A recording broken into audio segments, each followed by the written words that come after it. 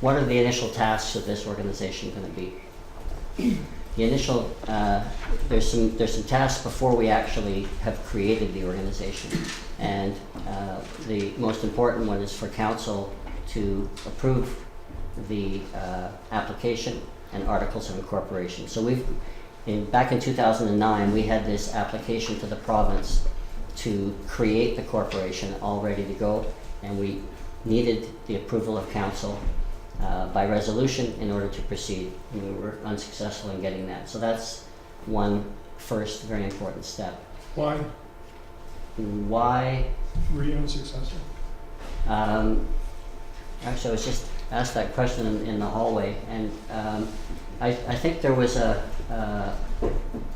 level of discomfort on the part of a couple of councillors in terms of what that financial liability was.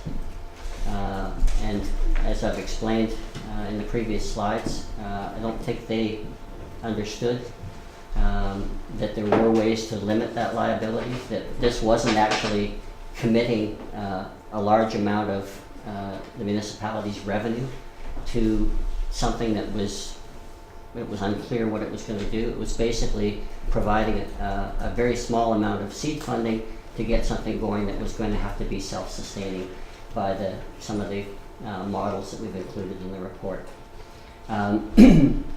Subsequent to that, we did come back and meet with the councillors individually, and I think we got through some of that discomfort, but from that point on we were unable to get it back on the agenda to bring it back until now. So the next challenge will be to develop a work plan and budget, and that we're suggesting in our recommendations that work plan and budget be developed by the first expert founding board of directors of the new corporation, and then once that work plan and budget is approved, then it would be brought forward to council for approval. Once it's created, it would be brought forward to council for approval. Another task is to establish an affordable housing reserve fund. This is something that's been recommended from way back to 2007, and it needs to have a plan of how it's going to operate, how it's going to collect the money, how the money is going to be managed, and what it's going to be utilized for, and council would once again approve that plan. There needs to be a strategy for how we deal with the affordable housing on one of our community assets, which is our community surplus lands, and council would need to approve the direction on that. And it would, as I mentioned earlier, assume responsibility for the administration of covenants and the wait list relating to the affordable housing policy, which was created in 2008. And once again, council would approve the budget and plan for that. So the funding model, which I alluded to in my previous answer, is that we do require, the corporation would require some seed funding in the amount of $7,000 annually in the 5-year financial plan, subject to the approval of those work plans that were mentioned in the last slide. That would be at council's discretion. But this kind of initiative cannot go forward without some kind of seed funding to get it rolling initially. In some communities, that seed funding has come from that housing reserve fund, which has been in place before, but we don't have it here yet. So we're going to have to rely on seed funding from the municipality. Once projects are being planned, then I put a few pro formas into the report that and please, those are just examples of how it can work.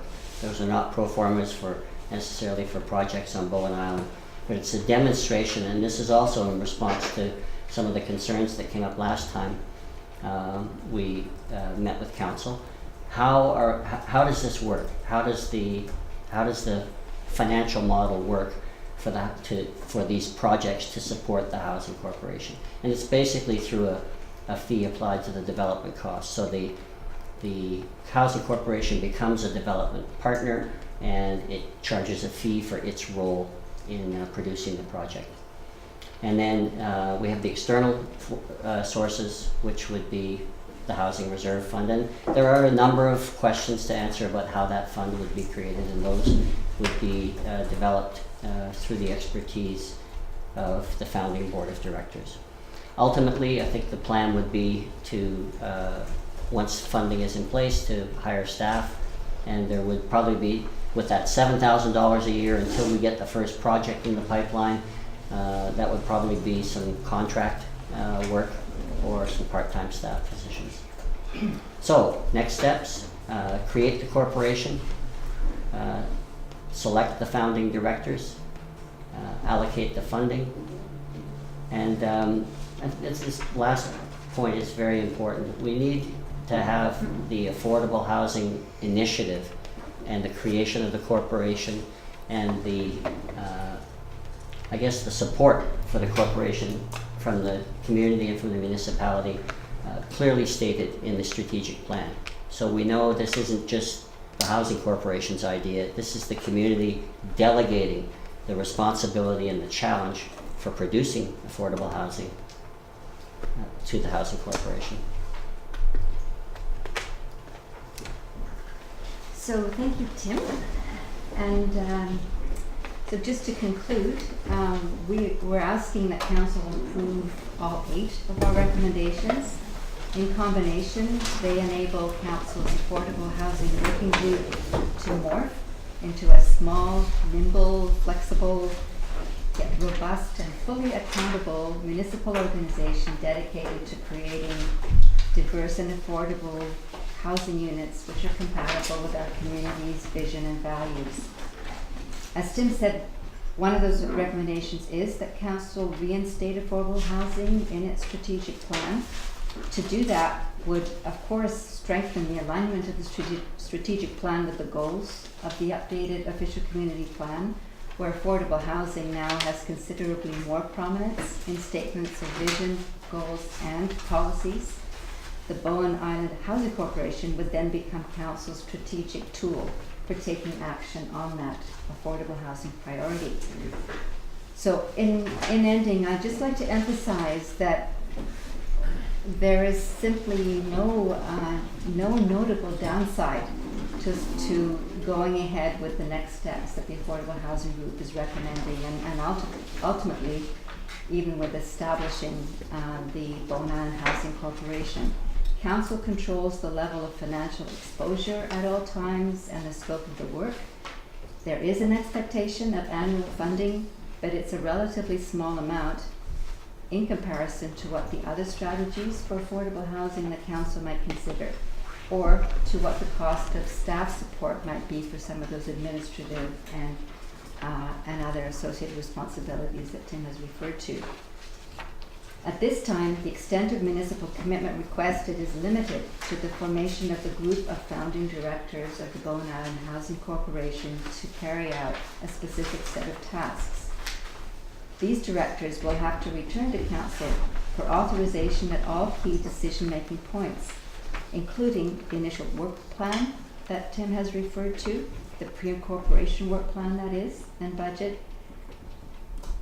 the application to the provincial registrar and the inspector of municipalities relating to the incorporation, and the articles of incorporation themselves.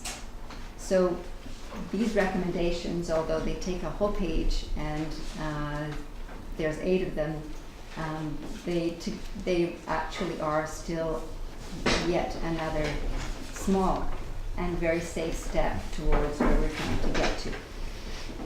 So that's the end of our presentation, and I just want Council to know that we're ready to proceed at your command and happy to answer any questions you have. I just wanted to make it clear that the founding board is the group that would do the next steps to get it incorporated. That's why, and they would be the ones with the skill set that's different from the committee. So 1 and 2 sort of are in tandem. You need to get the founding board selected before they're actually a board in anything, so they can create anything that they're going to be the board of. Okay. Nicely put. So baby steps. Create something that they're going to be the board of. Like incorporating the company. Yes, Yeah. they're gonna incorporate. That was difficult. I'm not sure, how do you actually work towards getting affordable housing? Aside from coming into subdivision plans or rezoning plans and saying there's gonna be a covenant on the land, you have to provide 5, 10 pieces of affordable housing. But how does that work in actual fact? I mean, is that the municipality saying, we want a piece of the property for our own purposes, or, I mean, I'm not sure I understand how it works. Good question, and it's often the question at this point. So the challenge is, even if the municipality provides land, and we have the perfect example here of the surplus lands and potentially, some part of the surplus lands being turned over to the housing corporation to develop, that still doesn't enable them to create affordable housing. There still needs to be the financial tool that actually, allows them to create it. If it's affordable home ownership, it could be argued that you could borrow the money based on the value of the land and produce it and then sell it at an affordable level. But that's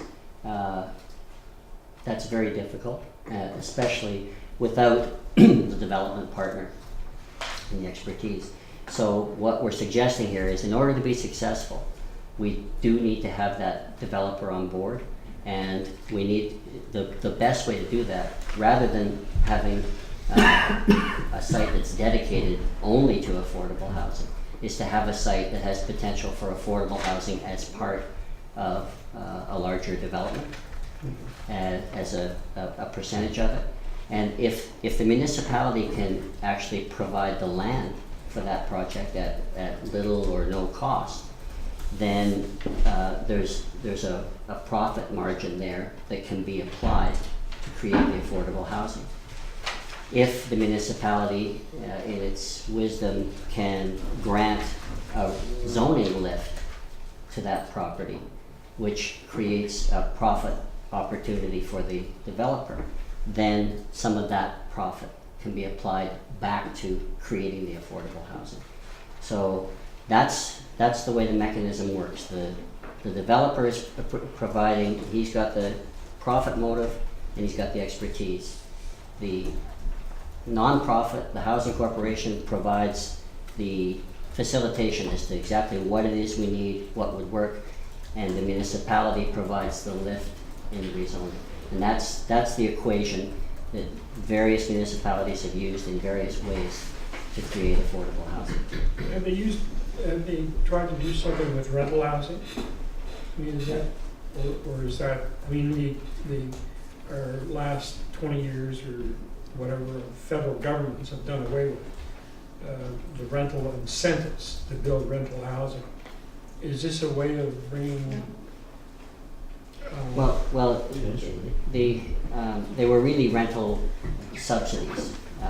There were also, way back, there were some incentives to create market rental. Right. The challenge right now is creating market rental still won't necessarily provide affordable rental housing. But to your question, providing affordable rental housing is actually one step tougher than what we're talking about here, because this is done basically on a cost recovery basis. We create the housing at a lower cost level, we're able to sell it at that lower price, and the money that we sell it for reimburses us, so it's cost neutral in the end, and then we go out and do it again. So we're able to produce a lot of housing without having to raise money to do it. On the rental side, you can't do that unless you have some equity in the project, because you're holding the equity and the rental is gradually paying that off. But you still need that equity to get started, and that has to come from somewhere. That came from the federal and provincial government, still comes to a certain extent for social housing. But it doesn't come to jurisdictions as small as Bowen Island. And it's getting increasingly hard to come by even in larger jurisdictions. So they're all having to look at different models, which is why this very model that we're talking about is being looked at in Vancouver right now.